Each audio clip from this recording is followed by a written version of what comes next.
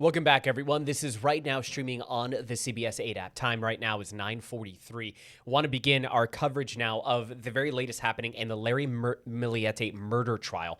That, of course, is continuing this morning in Chula Vista. Larry accused of killing his wife, Maya, though her body has still not been found.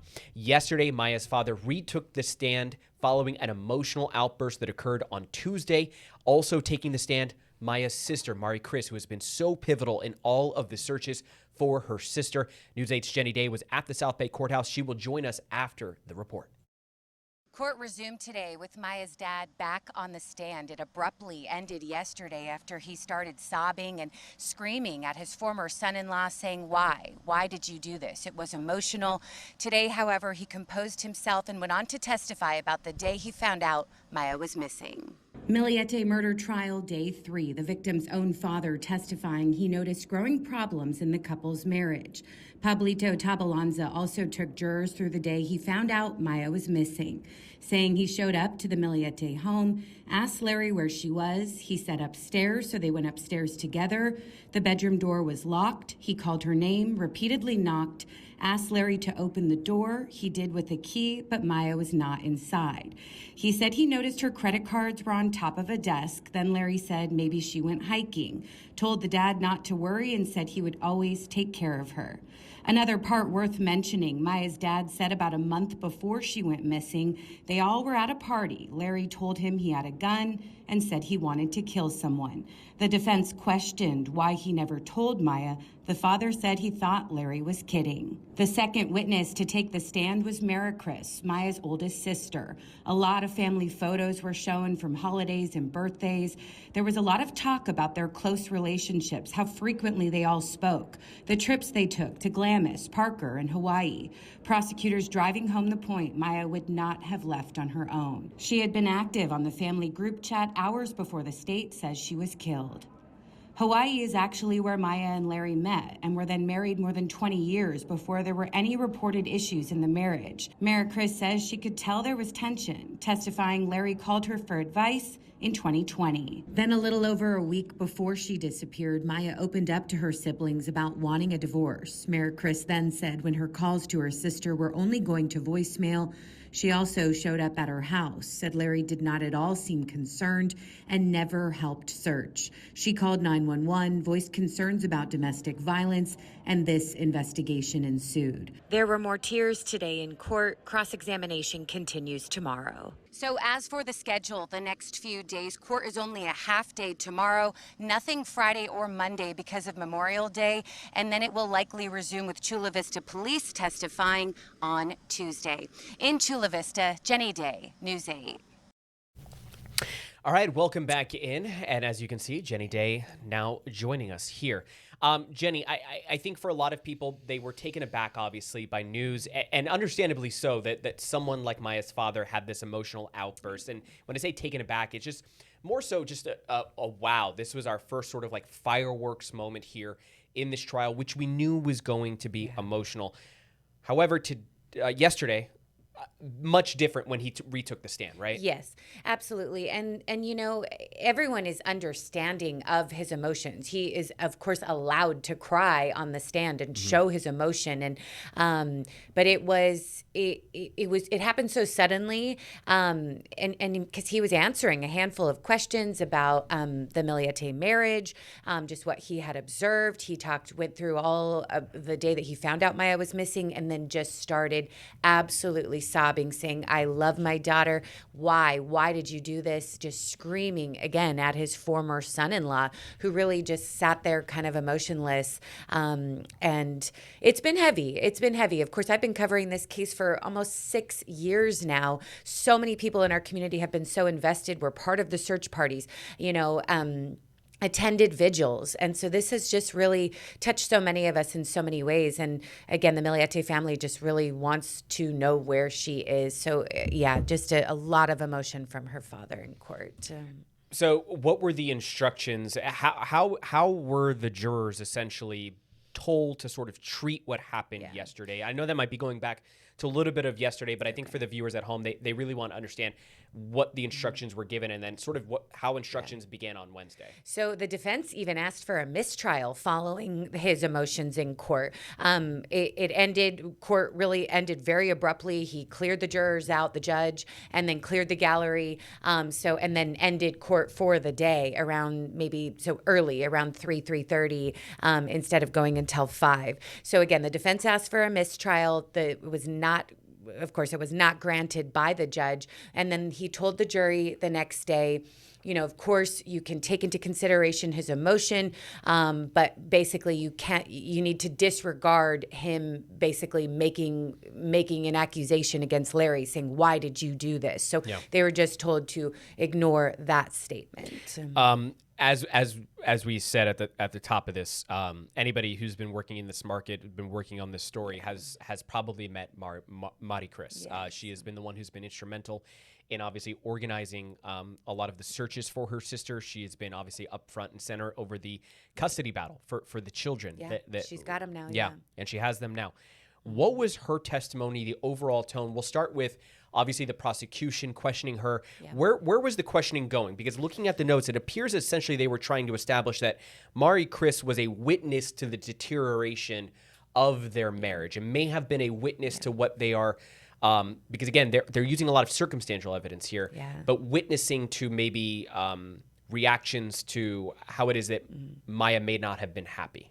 Yeah, and I will start with that circumstantial evidence actually, because during opening statements, that is what prosecutors are going to use. They are going to talk about surveillance video from the neighborhood that Larry, the day after that Maya went missing, he drove between 400 and 600 miles, again, according to the state. He had said he went to the beach with his son, but there is not surveillance video backing that. They are also going to look at cell phone data. He had his phone off for 12 plus hours that following day. So really that is the state's case. And then the defense, they are even going as far as saying there is no evidence that a murder has even occurred. Again, this is a no-body case. And they are even suggesting an alternate suspect, the man who Maya was having an affair with. They are saying that he was not thoroughly investigated. So again, this is all continuing to unfold. The trial has started there have been only just a handful of witness testimony thus far. It was the law firm receptionist who took the call the very day that Maya disappeared, when she called the law firm inquiring about a divorce. Then her friend Jasmine, who she worked with, she has testified about their marriage and things that she observed while on a work trip with Maya. Larry just kind of obsessively calling and FaceTiming and demanding to be shown around and who was near. And then the father, who got very emotional. And then now it brings us to Mary Chris. Again, she is actually probably on the stand right now. Cross-examination is happening with her today. But yesterday was all about, yes, her talking about the marriage. They seemed like they were very, very close family. They showed so many family photos, just really emphasizing how frequently they all spoke, how many trips they all took together. And so that was kind of a big part of yesterday. And then Mary Chris testified that Larry actually came to her in 2020 saying, hey, I want to save this marriage with your sister, trying everything to save their marriage. And then she got into that Maya then opened up to all of their siblings one time. Again, Maya went missing January 7th, 2021, just a week or so before. For New Year's Eve, they had all gone to Glamis. And that is when they say Maya finally opened up and said, I am 100% confident I want to get a divorce, and shared that with her siblings, her financial plan on how to get out. And so Mary Chris talked all about that. And she also said that Larry never, not once, helped in the searches for her. Yeah, I thought that was something that I remember vividly being at. It was, I want to say it was the week after, because obviously there was that initial search that was done on that Sunday. But yes. I remember being at a search, and our longtime investigative producer, David Gottfredson, also one of our investigative reporters, texting me, do you see Larry? like being at one of these very first searches when the thought was that she was still alive. Remember, now these have turned into recovery missions. So she was asked about that. Obviously, cross-examination going on right now with the defense. How would you say that, are they trying to poke holes in anything that she said? Like, what does it seem to be sort of the theme of their line of question? I know that a lot of it's going on right now that, No, it's that you're okay. not there for. And I will say, too, like how Larry defended yesterday's questioning, or how the defense, argued it, is that he was focused on the children, and then the rest of the family was focused on the search. So that's how they defended that argument. But as for poking holes in Mary Chris's story, they said, again, when they were in Glamis, and Mary Chris is saying there was so much tension, they could all feel it. They were fighting, and they left several times to fight. And she said Maya would come back upset, and the defense said, but you don't actually know what those conversations were when they left. And she said, no, I technically do not know what the exact conversations were. One of the things. Sorry, let me get my mic on. No, One of you're the good, things that I found interesting in her testimony, and I was taking a look at the pool notes yesterday prior to one of the breaks that they took, was when it came, they did a lot of trips together, especially during COVID. And one of the themes about the kind of personal conversations that Mari Chris said was that there wasn't a whole lot of them. It wasn't often that they would involve each other in things like marital issues. Yes. And so I think we've seen the prosecution really hone into the fact that they did is so significant, and it's something to be connected to. I want to ask you about just your experience in the courtroom. Of course, we've mentioned it in every report. We've mentioned it many times throughout our coverage of here. Cameras are not allowed in here. Right. It is all we have of any sort of the only medium that we have to capture what is going on inside that room is that sketch artist. Tell me your experiences. This is a high-profile trial. We have been previewing it for it seems like years. For almost 5 years now. It was the fall of 2021 when we saw Larry get charges brought against him. What was it like in the courtroom? So it is tense. It is heavy. Again, Maya and Larry were married for 20 years. So they were very close, again, this is his former father-in-law for decades who is screaming at him on the stand. So everyone in the gallery, is crying. They're probably in their teens now, but there are kids in the courtroom. It is just really heavy. It's emotional. And I will say, like, a lot of the footage, because we have been able to record every single prior court proceeding. And so we have seen Larry many, many times, black rimmed glasses, his hair pulled back. And then so often he wore a COVID-style mask. That is not happening. He's also been in a blue jailhouse jumpsuit every time we've seen him thus far. And now for trial, they're allowing him to be in a button-up, even though he is still in custody at this time. So he's in a nice dress shirt. He is not wearing his COVID mask. Every single time the jury enters, he stands up. He even smiles at the jury. Obviously that he's, choosing how to present himself.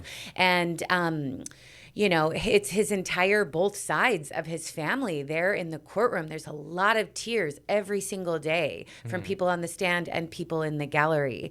But yeah, again, he stands and at attention to the jurors, and it's intense. Yeah, I can't imagine. Yeah, I can't imagine. Real quickly here before we go to break, Jenny, who is it that you have your eye on in terms of the witnesses that we expect to testify here moving forward? The man who she was having an affair with. Yeah. Okay. I think that will be really, really telling to see what he has to say. Okay. Because he's being offered up by the defense as a potential suspect in order to cast doubt on the trial and the case against Larry. So we'll have to see exactly how that plays out in the courtroom. Yeah, next week we're expecting Chula Vista police detectives, and those are kind of the big ones for next week. Okay. Yeah. All right. Well, that's going to do it for our conversation here on the very latest when it comes to the Larry Millete. Really quick, maybe at the end of your story, you mentioned the scheduling up until Tuesday. Can you run through that really quick in the next 20 seconds? So today they're only going until noon. It's just a half day in court, and then tomorrow and Monday nothing because of Memorial Day, and then it will resume on Tuesday. Okay. You can count on us for coverage, really, though. Okay.